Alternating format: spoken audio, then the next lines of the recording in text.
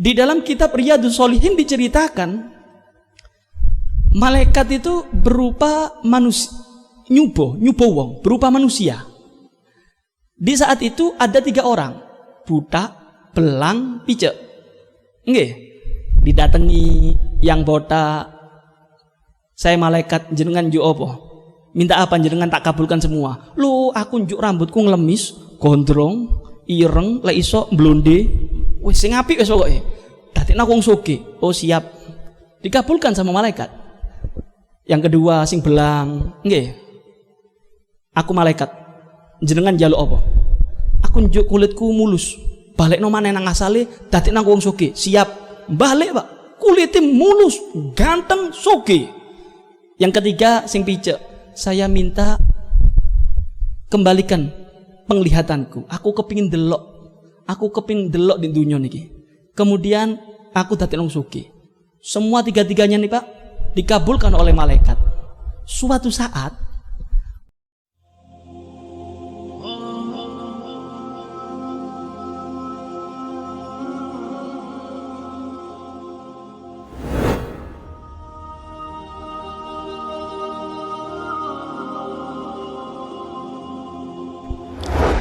Assalamualaikum warahmatullahi wabarakatuh.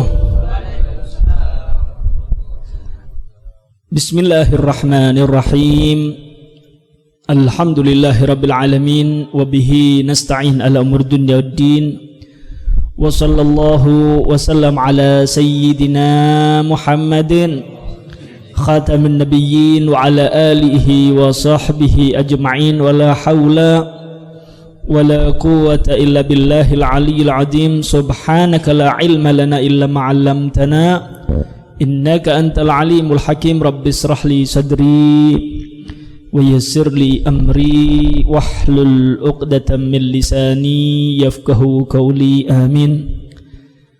Melanjutkan pembahasan kitab Risalat Arba'in Nawawi. Sekarang kita memasuki Al-Haditsus Tsani, hadis yang kedua. An Umar aidan radhiyallahu taala anhu qala. Hadis kedua ini juga diriwayatkan daripada Sayyidina Umar bin Khattab radhiyallahu taala anhu, mudah-mudahan Allah meridhai Sayyidina Umar. Qala, berkata itu Sayyidina Umar, bainama nahnu julusun inda Rasulillah sallallahu alaihi wasallam dzata yaumin, ketika kami para sahabat julusun duduk-duduk dengan Rasulullah sallallahu alaihi wasallam dzata yaumin, di suatu hari, id tala alaina rajulun, tiba-tiba muncul datang kepada kita seorang laki-laki, sifatnya sadidu bayadith thiyab, pakaiannya bersih Pak, pakaiannya putih, sadidu sawadi syar, rambutnya klemis, rambutnya warna hitam pekat, la yura alaihi asharus safar, tapi anehnya tidak nampak alaihi atas orang tersebut asharus safar, tanda-tanda orang ini datang dari bepergian jauh. Wala ya'rifuhu minna ahadun, bahkan la ya'rifuhu, tidak mengenal kepada laki-laki tersebut, minna, dari kita, ahadun, seorang pun. Hatta jalasa ilan nabi, jadi datang ini orang laki ganteng, bajunya putih, rambutnya kelemis, ireng pekat, moro-moro teko. Ini orang asing, tidak ada yang kenal daripada sahabat Nabi Muhammad SAW. Tapi anehnya, kalau orang dari bepergian jauh, apalagi zaman dulu ya, melewati padang pasir, tentunya pakaiannya berdebu, mukanya mungkin kumus. Ini enggak Pak, ganteng, bersih, kelambine putih, kemudian rambutnya kok sik tasadus, hitam pekat gitu. Tapi tanda-tanda bepergian jauh ndak tahu, ndak ada ini. Tidak nampak. Dan di antara sahabat Nabi Muhammad tidak ada seorang pun yang mengenal dia. Moro-moro teko, Pak, masuk majelisnya Nabi Muhammad, duduk dengan Nabi Muhammad di hadapan Nabi Muhammad. Saking cedeknya Nabi Muhammad, fa asnada rukbatahi ila rukbatai. Jadi lutut daripada laki-laki orang tersebut dicedek nonang Nabi Muhammad. Antara lututnya orang laki-laki tadi dengan lututnya Nabi Muhammad ditempelkan. Kemudian wa wada'a kaffai ala fakhidai, diletakkan. Tangannya ini diletakkan di pahanya Nabi Muhammad. Jadi koyok-koyok niki tiyang niki teko keping golek ilmu temenan. Semangat nang Nabi Muhammad. Setelah itu tanya, wa qala ya Muhammad, wahai Rasul, akhbirni anil Islam. Kabarkan kepadaku wahai Rasul tentang Islam. Apa sih Islam itu? Apa sih Islam itu? Maka Nabi Muhammad SAW menjawab, al-Islamu, Islam itu an tashhada an la ilaha illallah, kamu bersaksi la ilaha, tidak ada Tuhan illallah, kecuali Allah, wa anna Muhammadan, dan kamu juga bersaksi Nabi Muhammad Rasulullah adalah utusannya Allah. Setelah itu wa tuqimas salat, ini Islam. Setelah kamu syahadat, tegakkan solat 5 waktu. Wa tu'tiyaz zakah, ketika kamu mampu, ada harta yang lebih, tunaikan zakat, keluarkan zakat. Wa tasuma Ramadan, kalau kamu sehat dan mampu, Anda wajib puasa Ramadan. Ini Islam ini. Wa tahujjal bait, dan laksanakan pergi ke Baitullah, melaksanakan haji.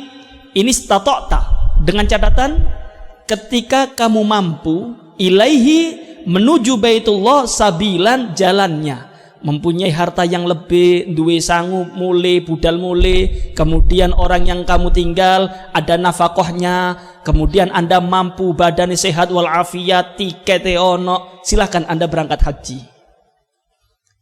Ini hadis panjang, Pak. Ini hadis sangat panjang. Kita bahas satu persatu, nggih. Dari cerita ini, coba kita ambil hikmah yang pertama. Nabi Muhammad SAW sering didatangi malaikat Jibril. Dan di hadis ini, yang datang kepada Nabi Muhammad sing ganteng, putih, pakaiannya rapi, rambutnya kelemis hitam, tahukah Anda siapa itu? Malaikat Jibril. Malaikat Jibril datang menuju Nabi Muhammad SAW. Ini satu pelajaran bagi kita.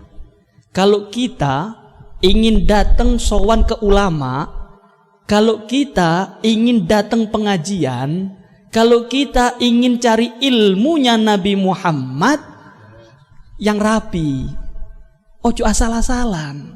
Tuh lihat malaikat Jibril ketika datang kepada Nabi Muhammad, rapi, pakaiannya putih, nggih, rambutnya ditoto, seger, semangat golek ilmu. Seharusnya kita seperti ini, Pak. Anda mau hadir majelis ilmu, Anda mau sowan kepada ulama, ojo asal-asalan, sing rapi, atus ndimi, pakai minyak wangi, pakai pakaian yang rapi, lek isok kelambi putih, nggih. Kenapa? Iki kate sowan, ini mau cari ilmu agama. Ojo asal-asalan, lebih-lebih dai. Dai itu para ulama yang dipanggil ustadz sing rapi. Anda ini panutan, nggih. Anda panutan ketika Anda mau hadir pengajian, mau ngajar, mau ngulang, nggih. Ojo asal-asalan. Pakai pakaiannya yang sesuai dengan Nabi Muhammad, gawe jubah, lek iso gawe imamah, nggih. kemudian pakai minyak wangi, semangat. Hadirin yang dengarkan seneng, Pak. Lek ustadz lebus, nggak pakaiane korat karet, kancingnya dibuka didik loh, ndak semangat, Pak. Jadi orang-orang ngelihat, aduh ustadz kok ini, ndak semangat. Tapi kalau ustadznya wibawa, ustadznya pakai imamah, ustadznya pakai jubah, wah ini anggon. Pengajian itu kayak anggon. Pengajian itu kayak berwibawa. Kenapa? Yang disampaikan adalah sabda Nabi Muhammad, yang disampaikan adalah ilmunya Nabi Muhammad, maka hadirin dan ustadznya sing iso rapi menghormati ilmu nih Kanjeng Nabi Muhammad. Kemudian yang kedua, malaikat itu Pak bisa berwujud manusia, sering. Dan saat itu malaikat Jibril ketika datang kepada Nabi Muhammad memakai rupa wajah daripada salah satu sahabat Nabi Muhammad SAW yang paling tampan saat itu. Siapa? Dihya. Dihya ini sahabat Nabi Muhammad ganteng, Pak. Dan malaikat Jibril setiap kali bertemu dengan Nabi Muhammad ketika berupa wujud menjadi manusia, tampannya seperti sahabat Nabi Muhammad SAW, ganteng, nggih. Ini juga bisa diambil pelajaran. Ustadz, nggih, dai, lek iso piliono sing ganteng. Kenapa? Seneng, Pak. Orang-orang itu kalau ngelihat lek ustadz wis elek, lebus, males, Pak. Kata pengajian, aduh kayak gini. Tapi kalau orangnya wibawa, ganteng, semangat. Nggih. Nih, malaikat Jibril bisa, wujud manusia lainnya bisa, tapi malaikat Jibril cari sing paling ganteng. Ndak asal-asalan kepin ketemu Nabi Muhammad. Persiapannya yang sempurna menghormati Nabi Muhammad SAW. Golek wajahnya menungso sing paling ganteng. Saat itu adalah Dihya, sahabat yang bernama Dihya. Itulah wajah yang tampan yang dirupakan oleh malaikat Jibril untuk bertemu dengan Nabi Muhammad SAW. Sering, Mbak, malaikat itu berupa wujud itu bisa, sering. Di antaranya juga dulu di zaman Nabi Sulaiman alaihissalam, ya, ketika Nabi Sulaiman itu Pak pengajian, tiba-tiba malaikat Israel datang mengikuti pengajiannya Nabi Sulaiman. Orang yang sering hadir pengajiannya Nabi Sulaiman disawangi terus, dideloi terus. Malaikat iki ndelok yang mencurang. Iki kata tak pateni iki. Ini yang hadir kebingungan. Waduh, ini orang tidak pernah ikut pengajian Nabi Sulaiman. Sekali ikut kok ndelok aku terus ya. Nopo iki? Ada apa ini? Siapa ini? Lapor kepada Nabi Sulaiman. Wahai Nabi Sulaiman, kula mboten nejo saiki. Awakku ndak enak kabeh saiki. Wonten napa? Niku lho ana tiyang niku ndak tahu melu pengajian.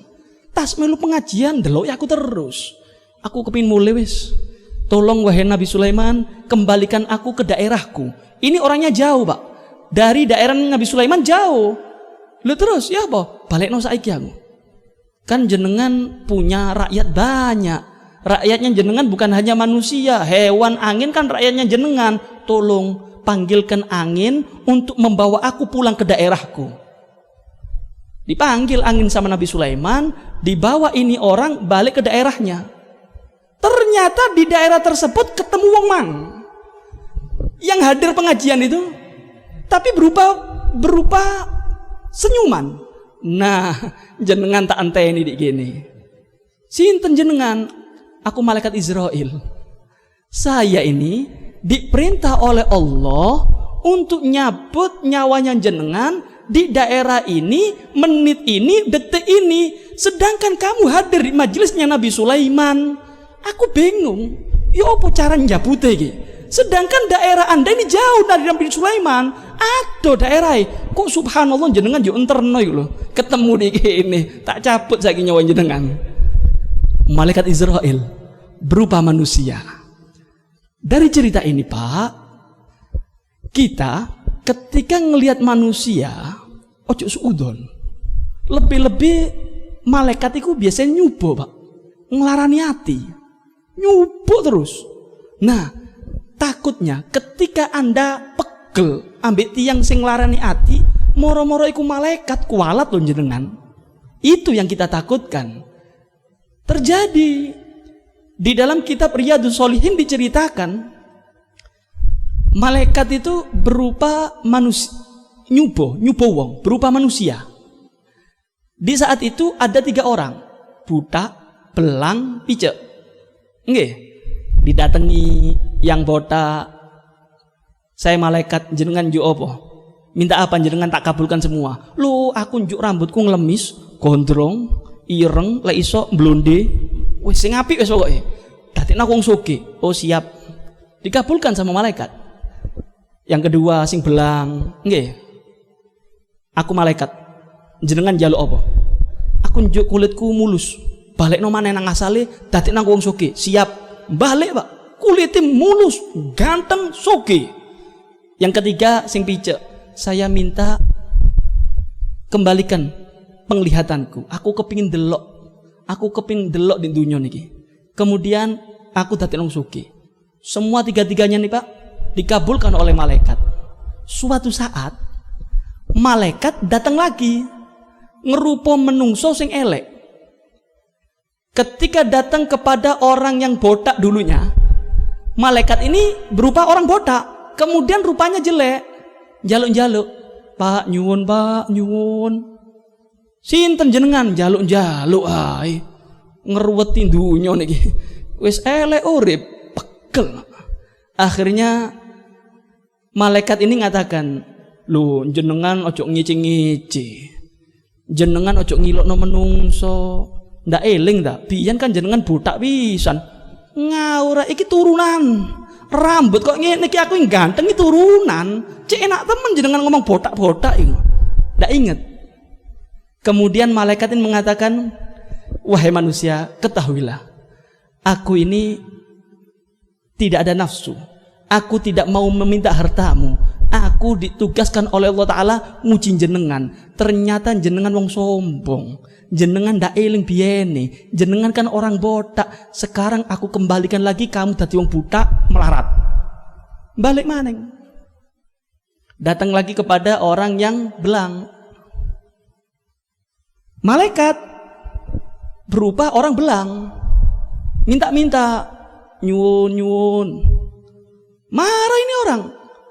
Jenengan sinten sih kok ganggu kula niki? Sinten jenengan? Saya ini belum makan, minta. Tolong bantu aku. Males ini. Aduh, kerja katanya orang ini.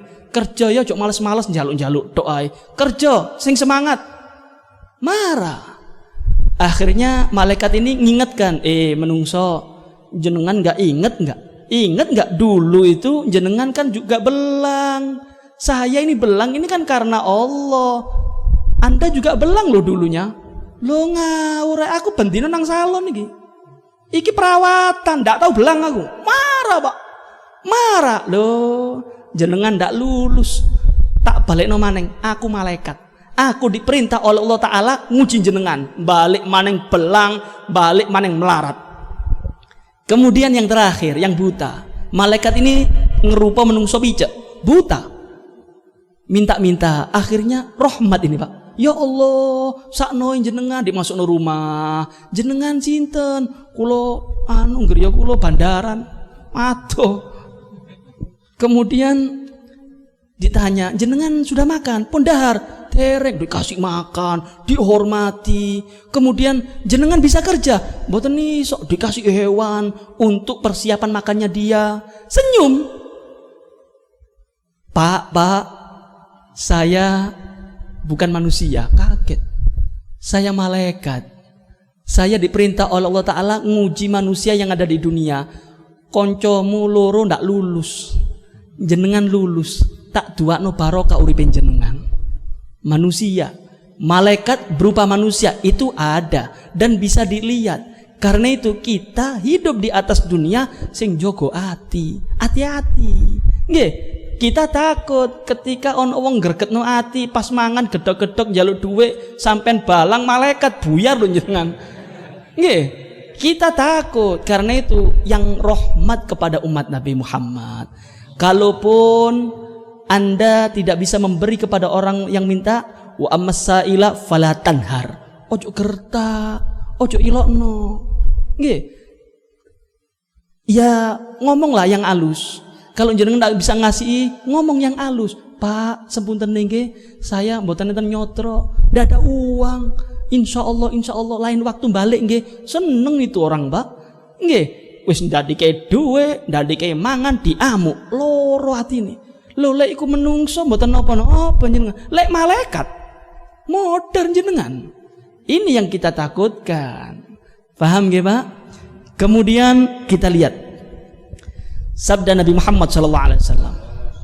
Nih, lihat. Malaikat Jibril ketika datang kepada Nabi Muhammad, fa asnada rukbataihi ila rukbataihi. Jadi lututnya malaikat Jibril didempet nonang lututnya Nabi Muhammad. Ini satu isyarat bagi kita umat Nabi Muhammad. Lek golek ilmu sing semangat, lek hadir majelis ilmu sing semangat. Tuh lihat malaikat Jibril ndak lu ngumburi, Pak. Kepingin golek ilmu leteng Nabi Muhammad, dicedeki Nabi Muhammad, masuk langsung dekat dengan Nabi Muhammad, dipepet antara lutut malaikat Jibril dengan lutut Nabi Muhammad. Ini isyarat, umat Nabi Muhammad, kalau Anda menghadiri majelis ilmu sing semangat. Iki ndak ustadz di ngarep, muridnya di mburi kono senden selonjoran rokokan. Waduh, iki niru sopo kok ngene nggih. Yang semangat masuk ono tempat mana nggak di ngarep, walaupun ngelangkah mboten napa-napa, kalau ada tempat di depannya lek ndak ono ya dimburine, tapi ojo mburi-mburi nemen, ojo mburi-mburi nemen. Ustaz di kene muridnya di lapangan, kula kerungu be pengajian mang enak ya streaming wae aku ya neng Malang, jenengan delok di YouTube cukup sudah. Paham nggih? Yang semangat malaikat Jibril nyontohkan kepada kita kayak gini, cari ilmu sing ganteng, sing sregep, sing semangat, sing wangi, sing rapi, kemudian golek tempat yang paling depan untuk menghadiri majelis ilmu. Baru sudah dekat dengan Nabi Muhammad, baru bertanya, ya Muhammad akhbirni anil Islam. Baru tanya, sudah dekat, semangat, harum, rapi, tanya. Menghormati ilmu, Pak. Selain menghormati Nabi Muhammad, menghormati ilmunya Nabi Muhammad. Ya Muhammad, wahai Rasul, akhbirni anil Islam. Kabari saya wahai Rasul tentang agama Islam. Yang pertama kata Nabi Muhammad SAW, Islam itu syaratnya harus syahadat. Kalau jenengan kepingin mlebu Islam, kata Nabi Muhammad, antasyhada alla ilaha illallah wa anna Muhammadar Rasulullah. Bersaksi tidak ada Tuhan selain Allah, dan bersaksi bahwa Nabi Muhammad adalah utusan Allah Subhanahu wa taala. Kemudian para ulama membahas di dalam orang kalau ingin masuk Islam, orang kalau ingin syahadatnya diterima, maka para ulama mengatakan harus ada an-nafyu wal isbat. Harus ada nafi dan isbat. La ilaha illallah. Harus ada itu. Nafi, isbat. Dari pendapat ini, maka orang yang mengatakan Allahu wahid, Allah itu esa, tidak diterima Islami. Imannya tidak diterima. Harus ada nafi dan isbat. La ilaha illallah Muhammadur Rasulullah. La ilaha illallah. La ilaha ini nafi, illallah ini isbat. Faham ya? Ini adalah pendapat mayoritas ulama dan pendapatnya Imam Syafi'i. Kemudian pendapat ini yang mengatakan harus ada nafi dan isbat, mereka para ulama diantaranya juga Imam Syafi'i mensyaratkan harus pakai syahadat. Kalau mengatakan la ilaha illallah Muhammadur Rasulullah belum dikatakan masuk Islam. Harus pakai kalimat asyhadu. Asyhadu an la ilaha illallah wa anna Muhammadar Rasulullah. Harus pakai asyhadu, kemudian nafi dan isbat. Ini pendapat Imam Syafi'i. Adapun pendapat Imam Malik, ya, pokok ada ma yadullu alal ikrar lillahi ta'ala bil wahdaniyah. Pokok ada ikrar pengesaan Allah Subhanahu wa taala cukup, maka dia dikatakan Islam. La ilaha illallah Muhammadur Rasulullah, menurut Imam Malik dia sudah masuk Islam. Faham ya? Kemudian saya ulang lagi tentang firman Allah Subhanahu wa taala bahwasanya orang kepingin dikatakan Islam harus mengesahkan Allah. Orang dikatakan Islam harus syahadat tidak ada Tuhan selain Allah dan Nabi Muhammad adalah Rasulullah. Siapa orang tidak mau syahadat maka hukumnya kafir. Allah Subhanahu wa taala berfirman, laqad kafaral ladzina qalu innallaha huwal masih ibnu Maryam. Benar-benar telah kafir kata Allah taala. Siapa? Orang yang mengatakan Tuhan itu adalah Nabi Isa yang disalib. Itu adalah Tuhan, itu Allah, itu jelmaan Tuhan. Maka orang yang seperti ini keyakinannya, kata Allah Ta'ala, kafir. Jangan sampai Anda mengatakan semua agama sama, murtad lu ya. Bahaya. Kita harus tanamkan di dalam hati kita, tanamkan di dalam hati anak-anak kita bahwasanya agama yang benar hanya agama Islam. Faham Pak? Hati-hati nggih, hati-hati. Zaman sekarang ini banyak penyelewengan, banyak orang yang mengkaburkan tentang akidah. Kita tidak paham ini tujuannya apa, kita tidak paham. Ini saat ini menakutkan Pak. Kita ini remeng-remeng. Nggih, kalau dulu, kalau kita lihat orang-orang dulu ya, ulama-ulama dulu itu Pak, tegas-tegas nggih, tegas-tegas. Halal-halal, haram-haram, kan begitu ya. A B B, ndak ono abu-abu itu mboten enten nggih. Haram-haram, halal-halal. Kalau sekarang kating ngomong haram wedi, halam. Wedi, kenapa? Ya itulah. Karena mereka sudah bermain di luar daripada aturannya. Mereka sudah keluar daripada jalurnya. Kalau kita sesuai dengan jalurnya, kita faham dengan posisi kita, aman Pak. Kalau kita lihat ya sepak bola lah, sepak bola. Kita gambarkan sepak bola ya. Wasit tugasnya apa? Ngatur pertandingan biar aman, kan begitu. Wasit tidak boleh nendang, kan begitu ya. Kemudian pelatih ya di luar. Pelatih yang ngatur strategi, pelatih yang negor ketika pemainnya ada kesalahan, kan begitu, di luar lapangan. Pelatih ojo mlebu nang lapangan. Penonton sing tenang, lungguh. Yang tenang Anda lihat. Kalau ketika semua ini tahu posisinya, sing penonton lungguh, nggih. Sing pemain ndang bal, wasit ngatur pertandingan, kemudian pelatih ada di luar. Nikmat kita lihat pertandingan ini menjadi nikmat. Tapi kalau ndak tahu posisinya, wasit nendang, loh. Pelatih mlebu lapangan. Ya entenono, penonton ini mudun nang lapangan, Pak. Tawur. Paham? Nah, begitu juga aparat harus tahu posisinya. Ulama harus tahu posisinya. Pemerintah harus tahu posisinya. Oh, ulama bagian nasihat. Oh, aparat bagian ngamanno. Oh, pemerintahan bagaimana penonton ya rakyat ini aman, kan begitu. Ini ndak. Ulama tim sukses. Loh, aparatnya melu-melu. Pemerintahnya ndak dukung rakyatnya. Ya tawur, Pak. Ini yang terjadi. Ndak tahu posisi masing-masing. Cobalah yang ulama mundurlah. Atret. Wis ojo melu-melu politik jenengan. Jenengan wis ngurus umat Nabi Muhammad. Mau ngendiki umat Nabi Muhammad. Gimana caranya umat Nabi Muhammad kembali lagi cinta kepada Nabi Muhammad? Bagaimana umat Nabi Muhammad sregep sholat berjamaah? Itu ada. Itu posisinya ulama seperti itu. Imam Ghazali mengatakan begini. Rentetan kerusakan begini. Rakyat rusak karena pejabat. Pejabat rusak karena ulama. ulama rusak karena cinta dunia. Ini urutannya. Jadi kalau kita lihat saat ini masyarakat kok bobrok, masyarakatnya kok banyak yang bermaksiat, berarti ada pemerintah yang main, pemerintah yang rusak di situ. Pemerintah kok rusak, berarti ulamanya diem daripada kemungkaran, berarti ulamanya rusak.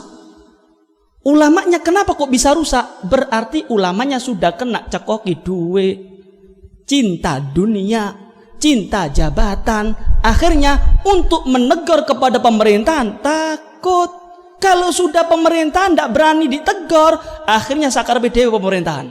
Katanya apa? Ulamae wis kena duitku kabeh lho ya. Ojo macam-macam jenengan. Katanya ngomong haram, penjara lho jenengan. Ya meneng wis yang terhormat. Mulai sudah pura-pura, akhirnya sakar dewe pemerintahan. Setelah itu rakyat sing bakar kurang ajar, ulama dibully, ulama dicaci maki, nggih, titik-titik radikal, titik-titik unta Arab. Loh, hati-hati jenengan, Anda kualat loh ya. Lahmul ulama masmum, nggih, kata para ulama-ulama kita itu, dagingi ulama ini beracun, Pak. Dagingi ulama ini beracun. Ketika Anda bully itu ulama, ketika Anda berani mencaci ulama, kualat tuh jenengan. Racun itu, racun. Kalau tidak mengena kepada Anda, kena nang anak turunin jenengan. Tidak mungkin lah. Kalau sudah bapak kurang ajar ambil ulama, bapak kurang ajar ambil warasatul anbiya, mustahil Anda akan mendapatkan anak yang soleh solehah. Kita berharap ingin mendapatkan anak soleh soleha, jogon lesan iki jogon, ojo sampai wani nang ulama. Lebih-lebih ulamanya adalah warasatul anbiya, yaitu turunan Nabi Muhammad. Hati-hati jenengan, bahaya kalau sudah ulama aja dicaci kualat, opo maneh ulama keturunan Nabi Muhammad. Ya Allah, dadi opo jenengan, dadi opo jenengan. Sing dudu ulama wajib hormat kita nggih. Ono ape bejat tetap kita wajib hormat, wajib diwajibkan oleh syariat menghormati keturunan Nabi Muhammad walaupun bejat. Loh, sing bejatnya wajib dihormati. Apa maning ulama? Double, Pak. Paham ya, Pak? Bu, karena itu hati-hati ya. Zaman akhir ojo nang dindi. Wis sing kenceng, sing lempeng, tolak ukur kita ulama-ulama dulu. Anda sebagai pribumi kalau kepingin ngiblat golek ulama-ulama biyen. Ulama sekarang ukuran ambil ulama biyen. Kalau ada ulama zaman sekarang mengatakan mengucapkan selamat Natal diperbolehkan, tolak ukure delon Gus Mat Lebak ngucapno enggak? Kiai Hamid ngucapno enggak? Oh ndak ngucapno, wis meneng. Ojo melu-melu. Selamat jenengan. Loh ini profesor, Beb. Ini titelnya banyak, titele akeh, titele es tung-tung opo wae, kok ndak sesuai mbek ulama biyen, ojo peloi. Dan ojo caci. Wis biarkan. Dungakno, mugi-mugi ulama iki balik nang rile. Nggih, dituakno, ojo ilo-iloan. Akhirnya kita ribut sendiri nanti, Pak. Akhirnya gontok-gontokan, ulama ambek muridnya ilo-iloan. Ndak pantes, Pak. Paham nggih? Mugi-mugi kula jenengan sedaya diselametno di akhir zaman niki nggih. Mugi-mugi kula jenengan antuk barokah Nabi Muhammad, dan mudah-mudahan kita semua panjang umur, sehat walafiat fi taatillah. Amin ya rabbal alamin. Wa hada minni, wassalamu alaikum warahmatullahi wabarakatuh.